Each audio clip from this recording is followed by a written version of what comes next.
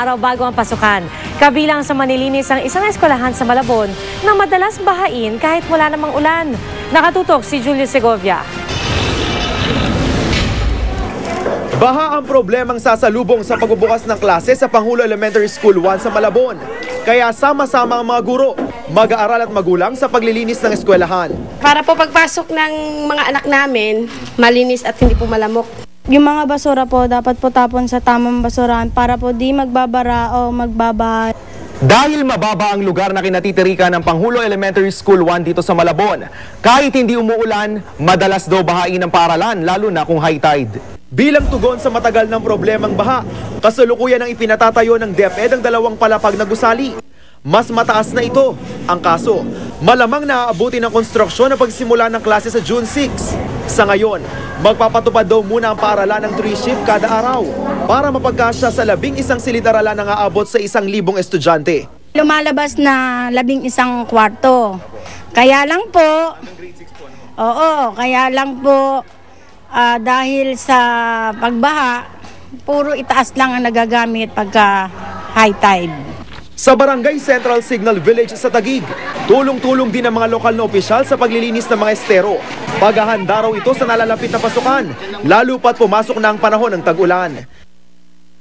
Sa Maharlika Elementary School naman sa Taguig pa rin, mga sundalo ang nanguna sa pagpipinta ng mga pasilidad ng paaralan na bahagi pa rin ng Brigada Eskwela.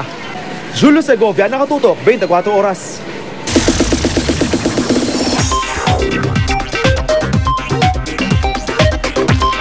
Grande ang selebrasyon ng Silver Wedding Anniversary ngayon ni Senator Bong Revilla Jr. at Cavite Representative Lani Mercado. Nakatutok doon live si Salima Refran.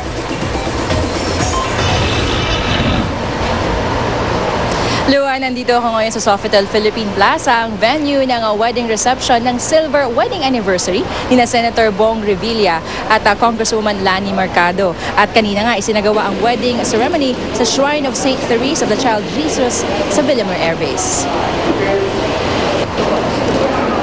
Mga bigating personalidad sa larangan ng politika at showbiz ang dumalo sa church ceremony ng Silver Wedding Anniversary ni Senator Bong Revilla at Cavite Representative Lani Mercado.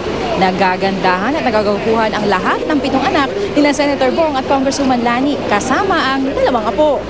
Ang entourage di lang puno ng political heavyweights kundi star-studded din. Kabilang sa principal sponsor sina dating Presidente Joseph Ejercito Estrada at asawang si Dr. Aloy Ejercito, dating Presidente Fidel Ramos at Mrs. niyang si Mrs. Ming Ramos, sina GMA Chairman and CEO Attorney Felipe Gozon, GMA President and CEO Gilberto Duavit Jr., SVP for Entertainment TV Wilma Galvante at dating GMA President and CEO Menardo Jimenez. Secondary sponsors naman sina Philip Salvador, Lorna Tolentino, mag-asawang Congressman Manny at Jinky Pacquiao, pati ang mag-asawang sina Senador Jinggoy at Presi Estrada. At nang dumating na ang mag-asawa, hindi maitago ang kanilang kaba.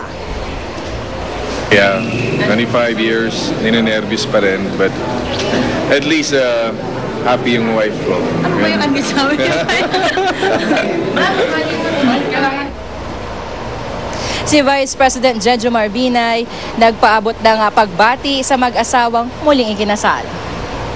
Nakatutuwa pagka may mga kaibigan ba na nakakaabot ng ganitong katagal na pagmamahala ng mag-asawa. 25 years of loving each other.